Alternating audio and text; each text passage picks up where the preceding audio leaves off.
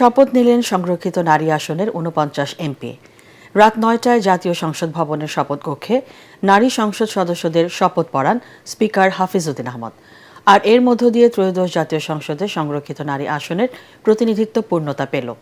এর আগে গত ৩০ এপ্রিল গেজেট প্রকাশের মাধ্যমে সংরক্ষিত নারী আসনে নির্বাচিত ৪৯ সংসদ সদস্যের নাম ঘোষণা করে নির্বাচন কমিশন।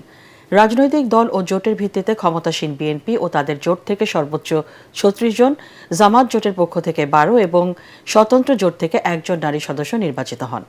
এদিকে সংরক্ষিত নারী আসনের আরও এক প্রার্থী এনসিপি নেত্রী নুসরাত তাবাসসুমের মনোনয়ন বৈধ ঘোষণা করেছে নির্বাচন কমিশন।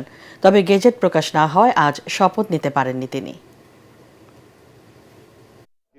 ঘোষণা করিতেছি যে আমি যে কর্তব্যভার গ্রহণ করিতে যাইতেছি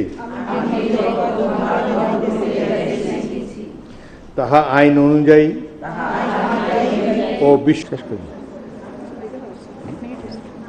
আমি